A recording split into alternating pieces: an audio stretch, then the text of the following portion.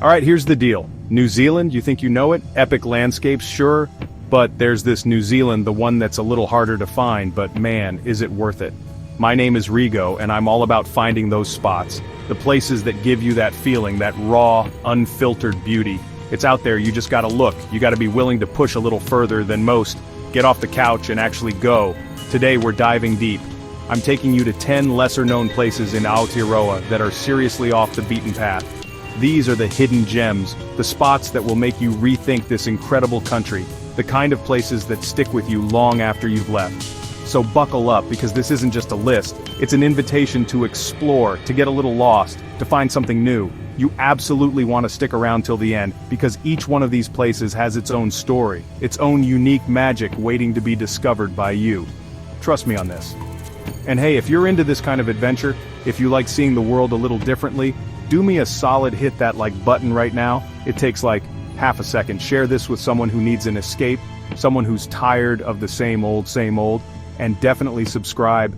Ring that bell too, because we're just getting started and you don't want to miss out. Alright, enough talk, let's do this. Let's go find some hidden gems in New Zealand. First up, we're heading way down south to Stewart Island, or Rakura as it's known in Maori, which means land of glowing skies. This place, man, it's different. It's like stepping back in time, but in the best possible way, like finding a secret level in a video game. Forget the crowds, forget the hustle, forget your phone for a bit. Here, it's all about the raw, untamed wilderness.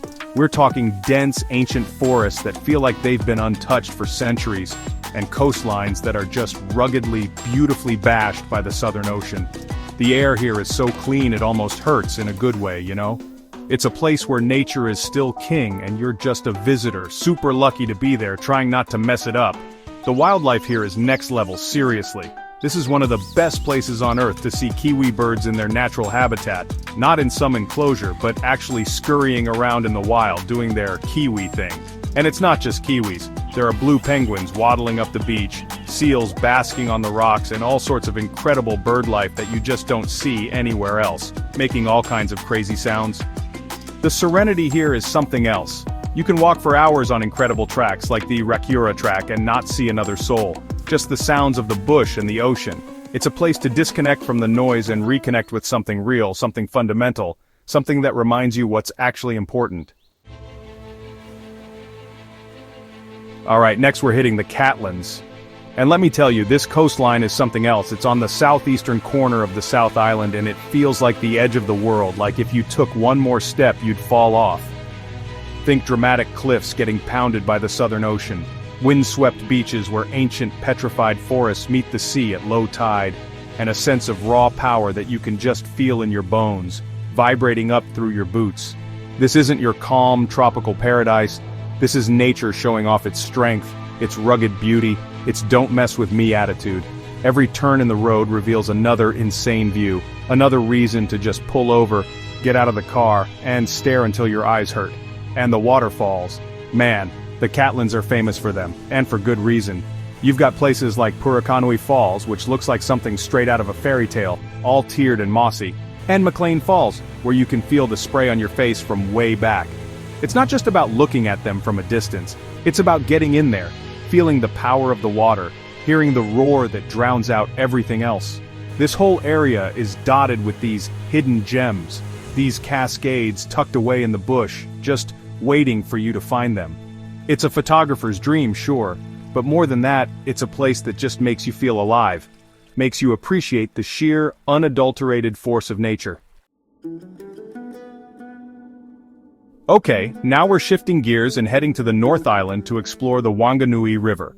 This isn't just any river, it's a place with deep historical and spiritual significance, especially to Maori. In fact, it was the first river in the world to be granted the same legal rights as a human being, which is pretty incredible when you think about it. It's a living entity, a taonga, a treasure.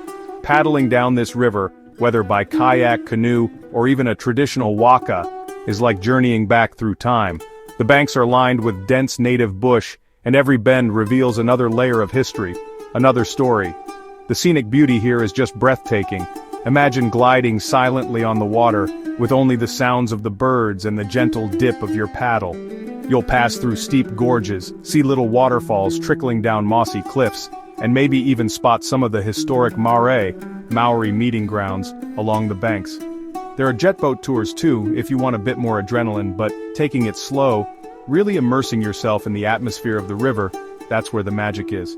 It's a journey that's both physical and spiritual, a chance to connect with the land and its history in a really profound way. It's more than just a river, it's a lifeline. Molesworth Station, New Zealand's largest farm epic adventure. Get ready for vastness because next, we're tackling Molesworth Station. This place is huge. We're talking about New Zealand's largest farm, covering nearly 500,000 acres of high country land in the South Island. It's a working cattle station, but it's also a place of incredible stark beauty and massive adventure opportunities. For a long time it was pretty inaccessible, but now, during the summer months you can actually drive or cycle the Acheron Road through the station. It's a challenging route, unsealed and remote, but the rewards are absolutely insane views that go on forever. Think wide-open valleys, tussock-covered hills stretching as far as the eye can see, towering mountain ranges in the distance, and the clearest, bluest skies you can imagine. It's proper backcountry. You need to be prepared, self-sufficient, because there are no shops or gas stations out here. But that's the appeal, right? The sense of isolation, the challenge, the feeling of being truly out there. You can go hiking, mountain biking, four-wheel driving, or just find a spot, sit down and soak in the immense scale of the landscape. It's a humbling experience, makes you feel pretty small, but in a good way. It's raw, it's real, and it's an adventure you won't forget. Oparara Basin, limestone arches and prehistoric forests. Alright, let's head to the wild west coast of the South Island to a place that feels genuinely prehistoric, the Oparara Basin. This area is famous for its incredible limestone arches, massive natural bridges carved by the Oparara River over millions of years. Walking through here is like stepping onto the set of a dinosaur movie. The arches themselves are mind-blowingly big. The Oparara Arch and the Moria Gate Arch are the headliners, and they are truly spectacular. You feel tiny standing beneath them, looking up at the intricate patterns the water has etched into the rock. But it's not just the arches. The whole basin is covered in this incredibly lush, temperate rainforest. We're talking ancient podocarp trees, ferns everywhere, moss covering every surface. It's so green it almost glows. The air is damp and smells of earth and decaying leaves in that good natural way. There are also these incredible honey-colored rivers, stained by tannins from the forest floor, which adds to the otherworldly feel. It's a bit of a mission to get to some of these spots involving gravel roads and some decent walks, but that's part of what keeps it special. It's a place where you can really feel the immense power of time and nature at work. Great Barrier Island, Aotea, remote beaches and dark skies. Next up, we're escaping to an island paradise that's surprisingly close to Auckland, yet feels a million miles away, Great Barrier Island, or Aotea. This isn't your typical resort island. It's rugged, it's off-grid for the most part, think solar power and rainwater tanks, and it's fiercely protected by the locals who love its untouched nature. The beaches here are just stunning, from wild, surf-battered coastlines on the east to tranquil, sheltered bays on the west. You can find yourself on a pristine stretch of sand with literally no one else around. It's that kind of place. But Great Barrier Island has another equally amazing claim to fame, its night skies. It's an international dark sky sanctuary, one of only a handful in the world. This means there's virtually no light pollution, so on a clear night, the stargazing is absolutely out of this world. We're talking Milky Way so bright it looks like you could touch it, constellations popping out with incredible clarity. Beyond the stars and beaches, there are hot springs, incredible hiking trails through native bush, and a really strong sense of community. It's a place to slow down, disconnect from the digital world, and just be. It's a reminder of a simpler way of life, and it's awesome. Now let's journey to the North Island's Te Urewera region, home to Lake Waikaremoana, which translates to Sea of Rippling Waters, and it truly lives up to its name. This lake is stunning, a massive body of water surrounded by one of the largest remaining native forests in the North Island. The area is managed by the local Iwi, Ngai Tuho, and their connection to this land is incredibly deep and palpable. It's not just a park, it's their ancestral home, and you feel that reverence when you're here. It's a place that demands respect and gives so much back. One of the main draws here is the Lake Waikaremoana Great Walk, a multi-day trek that takes you high above the lake, offering some of the most breathtaking views you can imagine. But you don't have to do the full hike to experience the magic. There are shorter trails, opportunities for kayaking, fishing, or just finding a quiet spot by the water to soak it all in. The forest itself is incredible. Ancient trees, abundant bird life, and a sense of profound peace. It's a place that feels wild and remote, a true escape into nature's embrace. It's powerful, it's beautiful, and it's a part of New Zealand that too many people miss. Strap in, because our next hidden gem is a road trip, the Forgotten World Highway. State Highway 43, running between Taumarunui and Stratford in the North Island, is about 150 kilometers of pure, unadulterated adventure.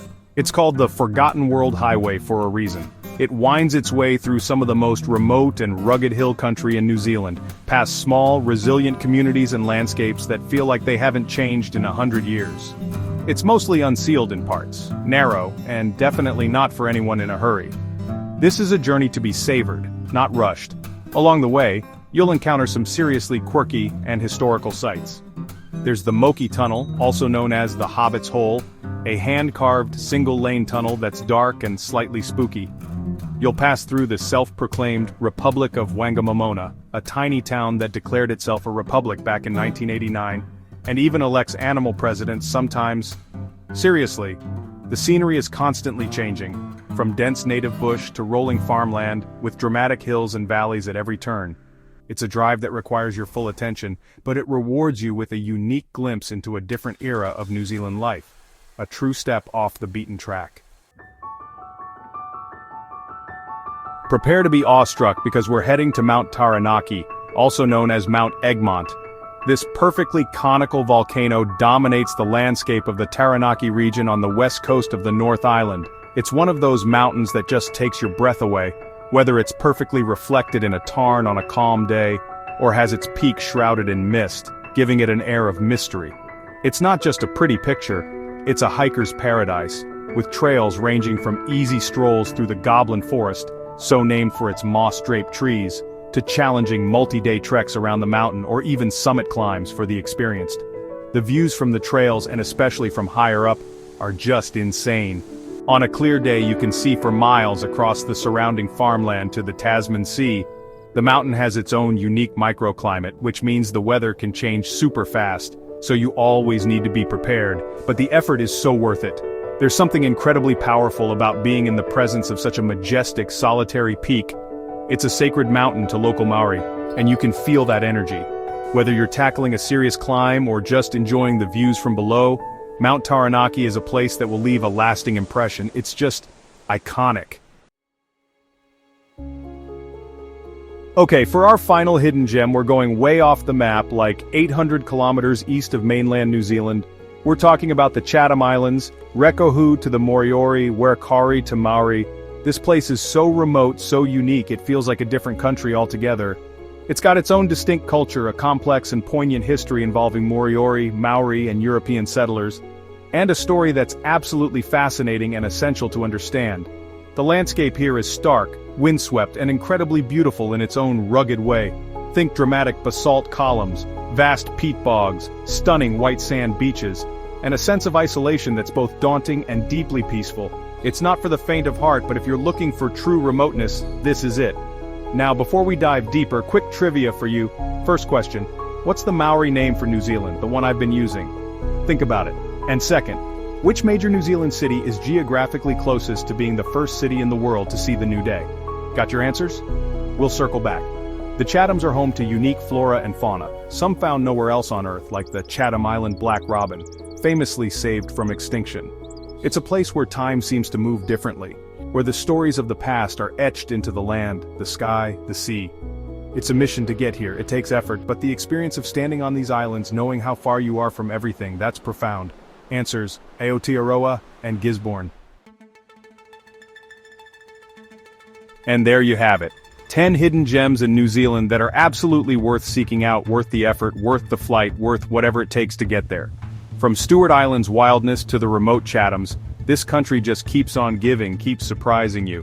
It's not just about a list or ticking off boxes, It's about the journey, the discovery, the feeling you get when you find these incredible places, when you push yourself a little. It's about pushing past the obvious, finding something that resonates deep down, something that changes you a little bit. That's what travel, what adventure is all about, right? Finding those moments, making them happen. So, what do you think? Any of these on your list now? Or maybe you've got your own hidden New Zealand spot. Drop it in the comments below. I'd genuinely love to hear it.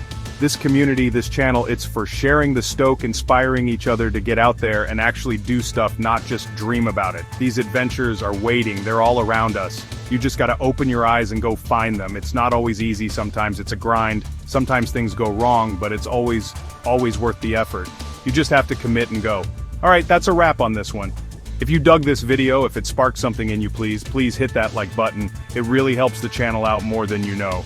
Share it with your adventure buddies, the ones who are always up for something new.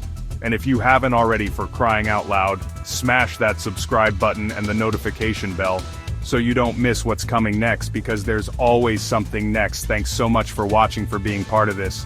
My name is Rigo. Now go do something, go explore, get out there and make it count. See ya.